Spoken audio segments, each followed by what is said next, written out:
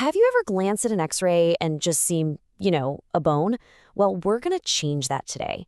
We're going to treat bone radiology like a detective story, uncovering the secret clues and hidden stories that our skeletons are just waiting to tell. So let's crack this case open. All right, here's our game plan. First, we'll look at what bones can even tell us. Then we'll learn how to spot the very first signs that something's wrong. After that, we'll check out the high-tech toolkit a radiologist uses. And finally, we'll get to the real heart of the mystery, figuring out if a clue is harmless or something much more aggressive by decoding the patterns that give the whole thing away. Every great detective story kicks off with one key piece of evidence. And for us, it's the bone itself. See, it's not just some static framework holding us up. It's a living, breathing record of our health, our injuries, our entire history. So take a look at this. It's just a standard x-ray of a tibia, your shin bone. This is our baseline, our pristine crime scene, if you will. It looks totally normal, right? But what happens when the story takes a darker turn? How does the bone actually signal that something is seriously wrong? A good detective always knows what to look for. Those first, subtle signs that something just isn't right, something that breaks the normal pattern. In radiology, these are the fundamental clues that basically scream for attention. These are the absolute fundamentals. A trained eye is immediately scanning for changes in density. Is a spot on the bone getting way darker or maybe lighter? They're looking for what's called a periosteal reaction. That's the bone's thin outer skin responding to a threat. They check if the bone's shape is changing or if its internal spongy pattern looks off. These are the very first whispers that a crime, whether it's an infection, a tumor, or something else, is in progress. Okay, so once our detective has a lead, they don't just stop there. They bring in the specialized tools to get more evidence. And believe me, plain x-rays are just the beginning. Let's take a look at the really high-tech gear in the radiologist's arsenal. This right here is a radionuclide bone scan. The best way to think of it is as a full-body surveillance system. A harmless radioactive tracer is injected, and it naturally gathers in hot spots, areas where bone cells are working like crazy, usually trying to repair damage from a tumor or an infection. It's how you figure out if you're chasing a single culprit or if you've got a conspiracy happening all over the body. Next up in the toolkit, we've got the CT scan. What this does is take hundreds of individual X-ray slices and stacks them together to build an incredibly detailed 3D model. For a surgeon who's planning a tricky operation, this is like having a perfect blueprint of the crime scene before they even make the first cut.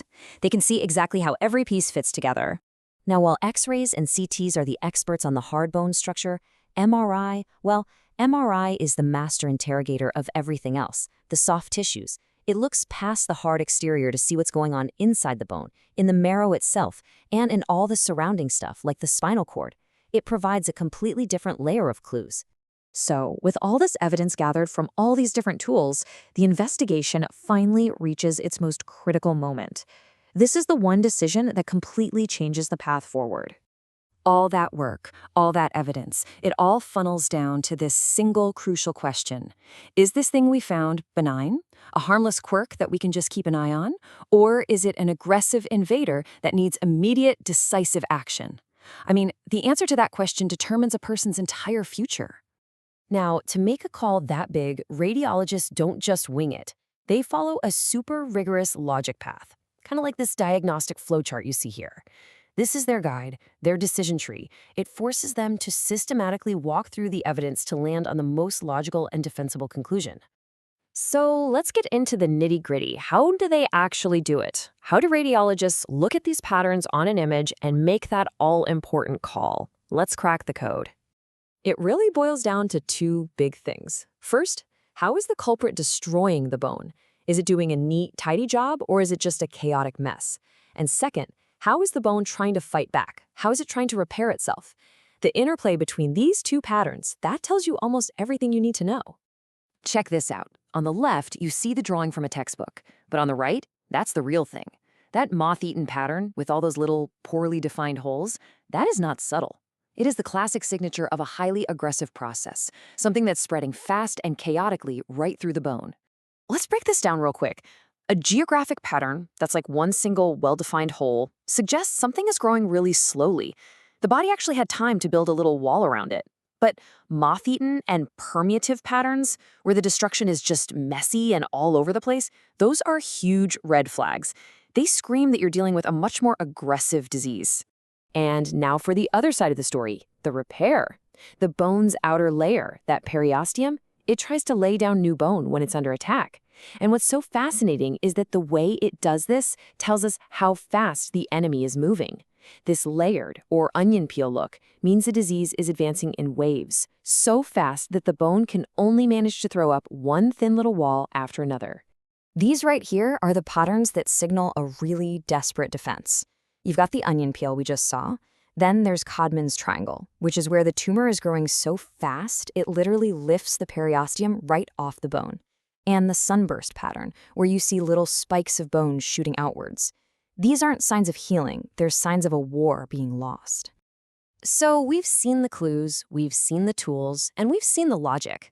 But let's just step back for a second and really talk about the stakes of this detective work. Why is this skill so incredibly important? Because of this number. A staggering 30 to 50% of bone mineral has to be gone before you can even see the problem on a standard X-ray. Just let that sink in. By the time that very first clue even shows up, the disease already has a massive head start. And that's why every single subtle sign, every tiny pattern matters so much. This image right here shows you what's at stake. It's a skull just riddled with the punched-out lesions from multiple myeloma, which is a cancer of the bone marrow. Every single one of those dark spots is where bone has been completely eaten away. It's a powerful and unforgettable reminder of why reading these signs correctly is quite literally a matter of life and death. From fractures and infections to the silent spread of cancer, our bones are basically a living diary, and the ability to read them is one of the great detective skills of modern medicine. It really makes you wonder, as our imaging technology gets more and more powerful, what new secrets are we going to be able to uncover next?